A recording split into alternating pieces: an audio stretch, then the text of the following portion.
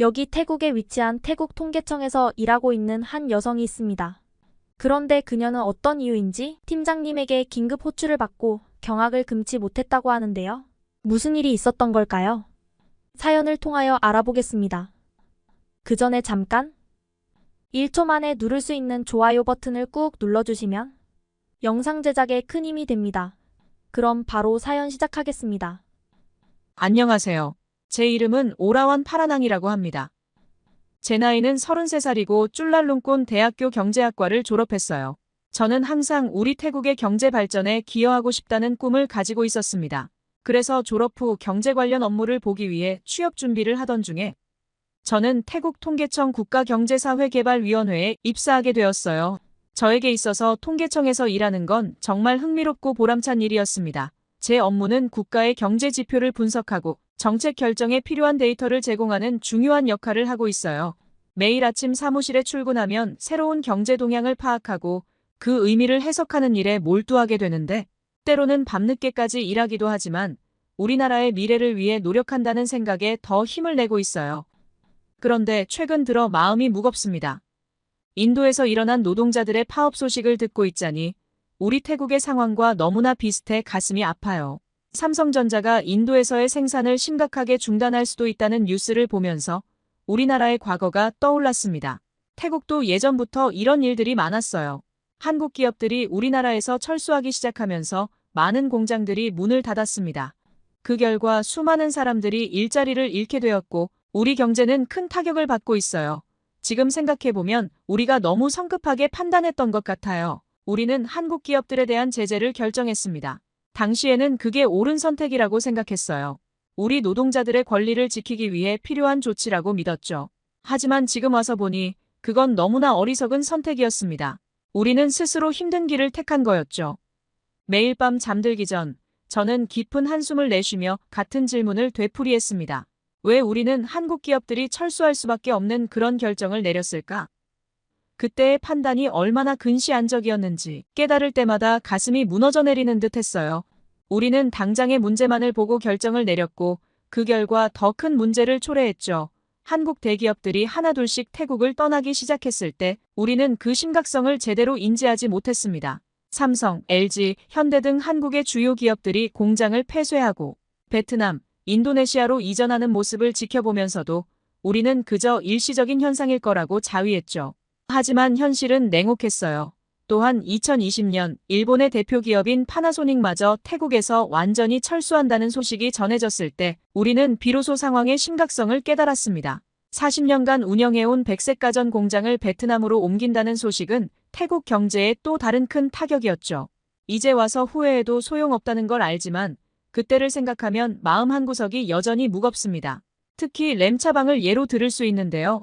램차방은 방콕에서 100km 정도 떨어진 곳으로 태국 동부 경제특구가 자리 잡고 있었어요. 이곳에는 여러 주요 글로벌 자동차 및 제조시설 공장들이 밀집해 있었죠.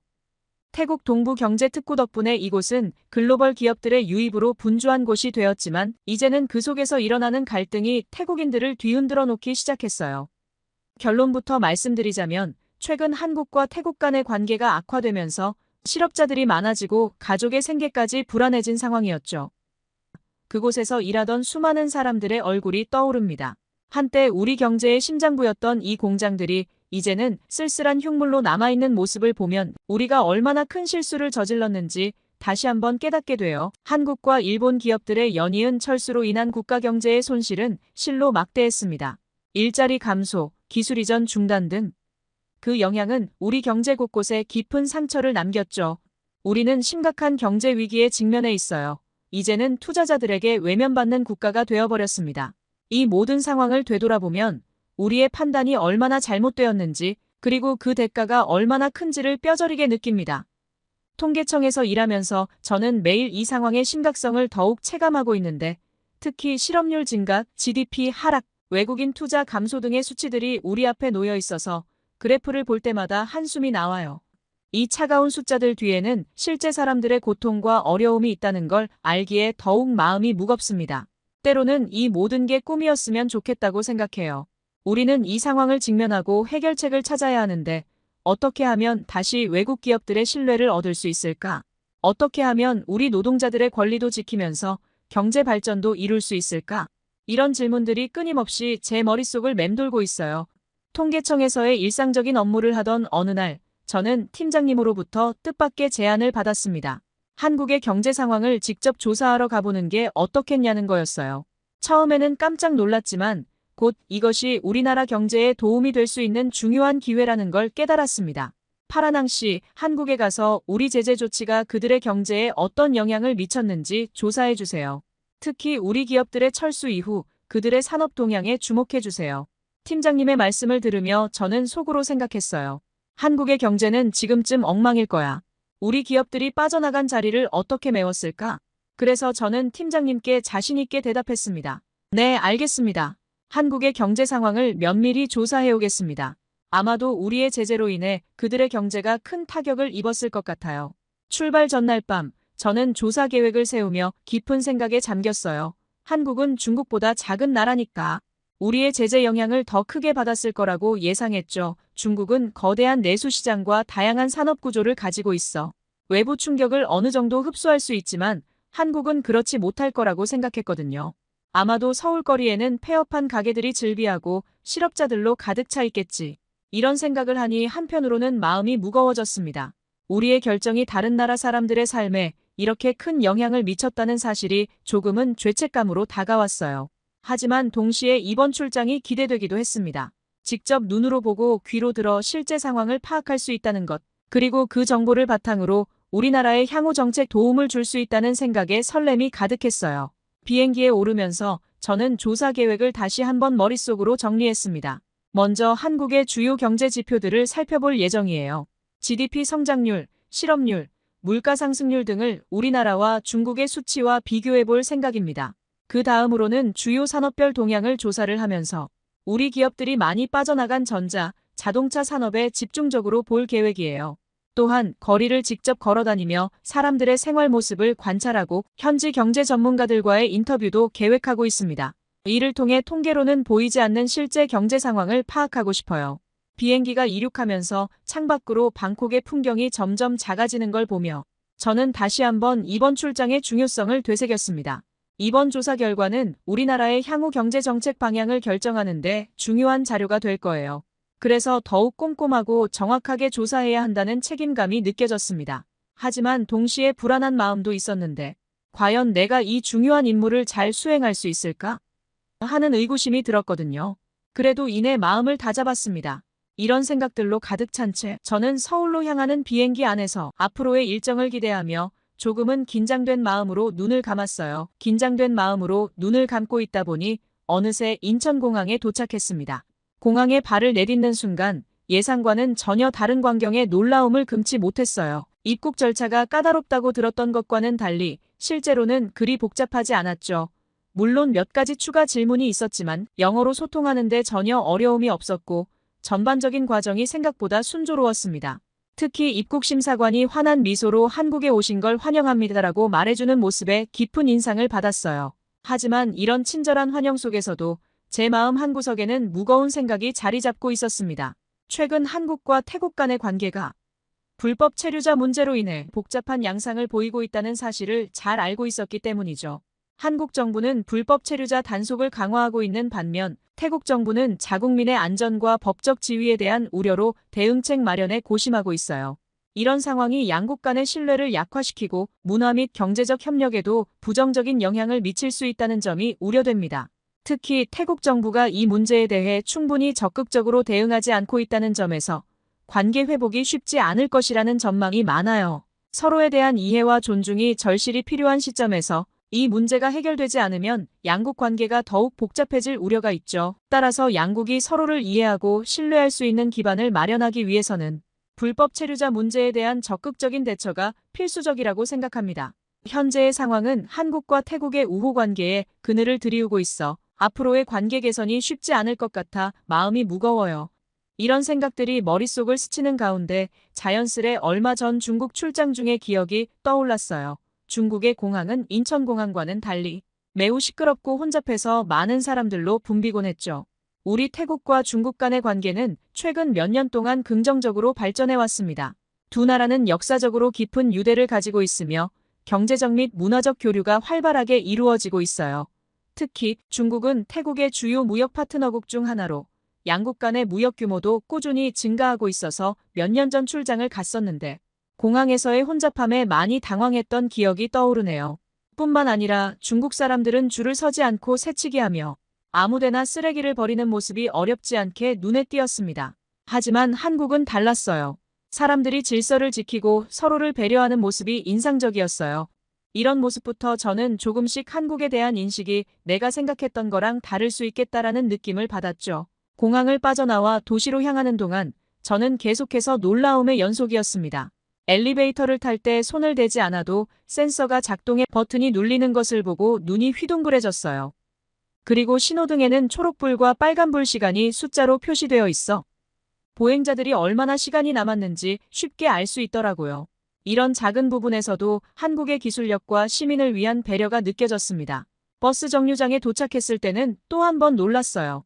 여름에는 시원한 에어컨이 나올 수 있는 공간이 설치되어 있었는데 겨울에는 온풍기도 작동한다고 들었습니다. 이런 첨단 기술은 태국에서 상상도 못할 일이에요. 횡단보도에 설치된 그늘막도 인상적이었어요. 뜨거운 태양 아래에서 기다리는 사람들을 위한 배려가 느껴졌습니다. 그리고 한국어뿐만 아니라 영어, 중국어, 일본어로도 표기되어 있는 표지판과 음성을 들으며 외국인 관광객들을 위한 존중이 느껴졌습니다. 이런 모습을 보면서 한국이 얼마나 국제화에 신경 쓰고 있는지 알 수 있었어요. 거리를 걸으면서 제 마음은 점점 더 혼란스러워졌습니다. 제가 태국에서 예상했던 것과는 너무나도 다른 모습이었거든요. 제재의 영향으로 경제가 무너졌을 거라 생각했는데 오히려 번영하고 활기찬 모습이었습니다. 사람들은 최신 스마트폰을 들고 다니고 화려한 쇼핑가에는 사람들로 북적였어요. 제 머릿속은 온통 물음표 투성이었습니다. 어떻게 이럴 수 있지? 우리의 제재가 정말 아무런 영향도 주지 않은 걸까? 아니면 이건 그저 겉모습일 뿐일까? 이런 생각들이 꼬리에 꼬리를 물고 이어졌어요. 특히 태국과 비교하면 그 차이가 더욱 크게 느껴졌습니다. 우리나라에서는 아직도 많은 사람들이 경제적 어려움을 겪고 있는데 여기서는 그런 모습을 전혀 찾아볼 수 없었어요. 오히려 사람들은 여유롭고 행복해 보였습니다. 이런 모습을 보면서 제가 가지고 있던 선입견과 편견들이 하나둘씩 무너져 내리는 것을 느꼈어요.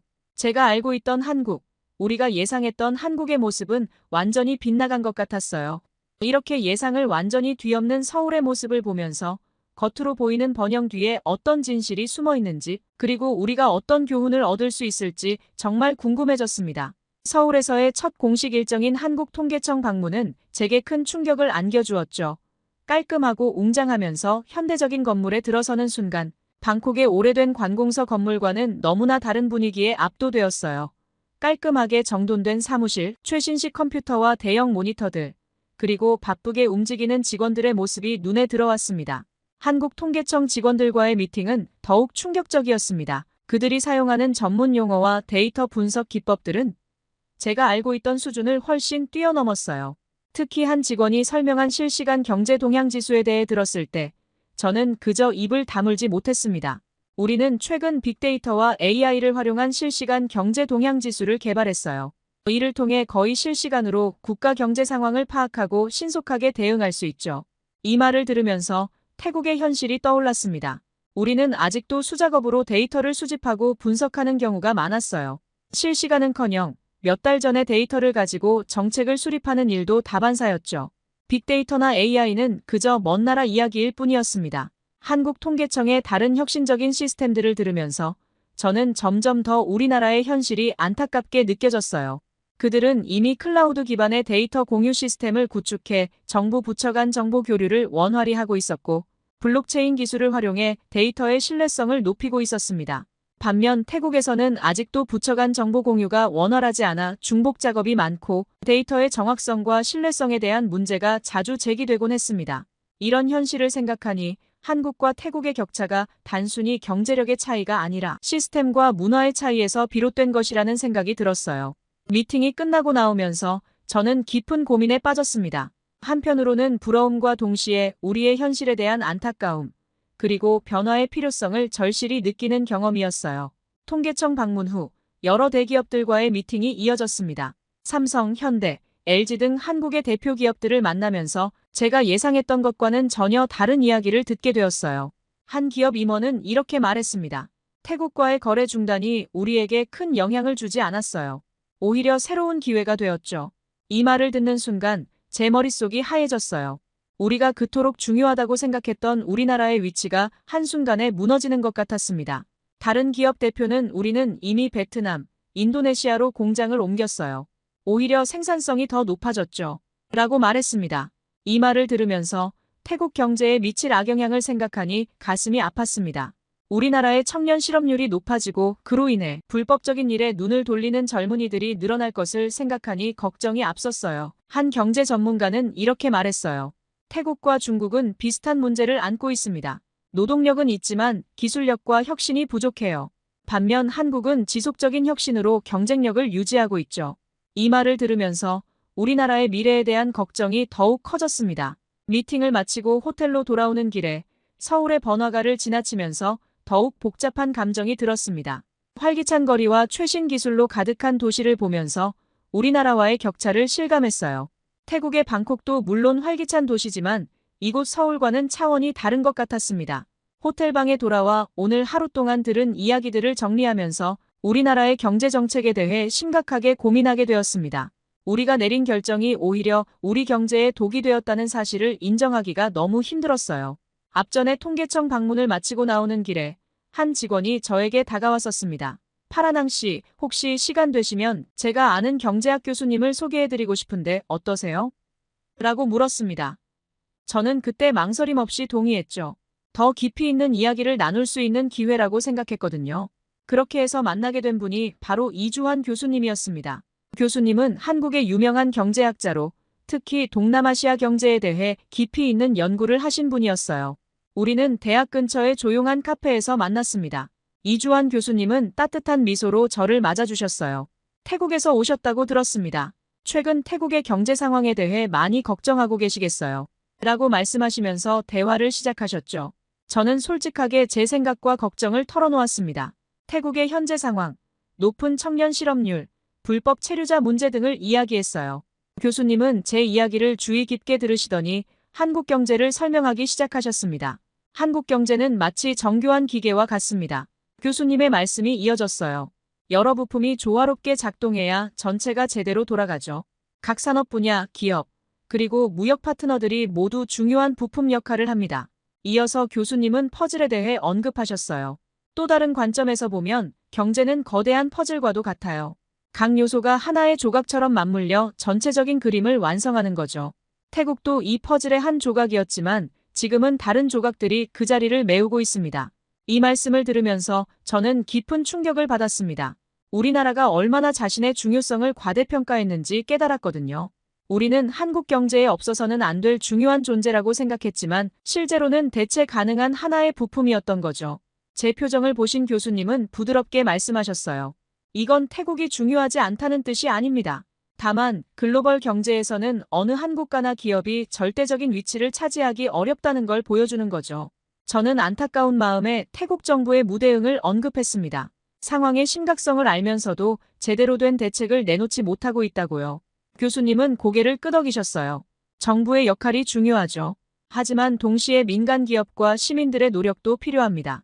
한국도 과거에 비슷한 어려움을 겪었지만 정부와 기업, 시민들이 함께 노력해 극복했어요. 이 대화를 통해 저는 한국과 태국의 관계가 얼마나 복잡하고 미묘한지 더욱 깊이 이해하게 되었습니다. 우리의 결정이 양국 관계에 어떤 영향을 미쳤는지, 그리고 그것이 어떻게 우리 경제의 부메랑이 되어 돌아왔는지 말이죠. 대화를 통해 느꼈던 것은 태국의 현실이 안타까웠고, 다른 한편으로는 변화의 필요성이 절실하다는 걸 깨달았어요. 교수님과의 대화는 제게 큰 일깨움을 주었습니다. 우리는 지금까지 세계 경제를 잘못 이해하고 있었던 거예요. 저는 그렇게 한국 일정을 마치고 다시 태국으로 돌아가는 날이 왔습니다. 인천국제공항을 떠나는 비행기에 몸을 싣고 저는 깊은 생각에 잠겼어요. 창밖으로 보이는 서울의 마지막 모습이 제 마음을 더욱 무겁게 만들었어요. 노트북을 펴고 한국에서 수집한 데이터를 정리하기 시작했습니다. 숫자와 그래프들이 화면을 채우면서 우리나라의 현실이 더욱 선명하게 다가왔죠. 리포트를 작성하면서 제 마음은 복잡한 감정으로 가득 찼어요. 우리의 제재가 실패했다는 사실을 인정하는 것이 너무나 힘들었죠. 그동안 우리가 얼마나 자만에 빠져 있었는지, 세계 경제의 흐름을 제대로 읽지 못했는지를 깨달았습니다. 이 쓰라린 경험이 우리에게 값진 교훈이 되길 바라는 마음으로 글을 써내려갔어요. 한국과의 관계 개선이 시급하다는 결론에 도달했지만 이것이 결코 쉽지 않을 거라는 것도 잘 알고 있습니다. 오랜 시간 동안 쌓인 불신과 오해를 해소하는 것은 긴 시간과 노력이 필요할 테니까요. 그럼에도 불구하고 우리는 반드시 이 길을 가야 한다고 확신했어요. 비행기가 방콕에 가까워질수록 제 마음속에는 희망과 불안이 교차했습니다. 한국에서 보고 배운 것들을 우리나라에 어떻게 적용할 수 있을지 고민했어요. 선진화된 통계 시스템, 효율적인 공공 서비스, 혁신적인 기업 문화 등 배울 점이 너무나 많았습니다. 하지만 동시에 우리나라의 현실이 발목을 잡을 거라는 걱정도 들었죠. 태국 정부의 관료주의와 비효율성, 변화를 꺼리는 문화, 그리고 부족한 기술력 등이 발전의 걸림돌이 될 거라는 생각에 한숨이 나왔습니다. 이런 문제들을 어떻게 극복할 수 있을지, 정부를 어떻게 설득할 수 있을지 막막하기만 했어요. 방콕 공항에 도착하자 익숙한 풍경이 눈에 들어왔습니다. 하지만 이제 제 눈에는 모든 것이 달라 보였어요. 한국에서의 경험이 제 시각을 완전히 바꿔놓은 거죠. 공항을 빠져나오며 앞으로 제가 해야 할 일들이 머릿속을 스쳐 지나갔어요. 먼저 상사에게 보고를 해야 할 텐데 이 어려운 진실을 어떻게 전달해야 할지 걱정이 됐습니다. 우리의 실수를 인정하고 변화의 필요성을 설득하는 것이 쉽지 않을 거라는 걸 알고 있었죠. 그래도 이것이 우리나라의 발전을 위해 꼭 필요한 과정이라고 믿고 있어요. 택시를 타고 집으로 향하는 동안 방콕의 거리를 보면서 한국에서의 경험을 곱씹어봤는데 우리나라의 장점과 단점이 더욱 선명하게 보였어요. 그동안 당연하게 여겼던 것들에 대해 의문을 품게 되었고 개선이 필요한 부분들이 눈에 띄었습니다. 이번 경험을 통해 배운 교훈들을 활용해서 우리나라의 발전에 기여하겠다는 결심이 섰어요. 쉽지 않은 길이 될 거란 걸 알지만 포기하지 않고 한 걸음씩 나아가겠다고 다짐하며 제 이야기를 마치겠습니다. 모두 안녕히 계세요. 오늘의 사연 어떻게 들으셨나요? 국가 경제를 고민하며 한국에 와서 많은 경험을 하고 돌아가 어떤 상황이 펼쳐질지 궁금하네요. 여러분의 생각은 어떠신가요?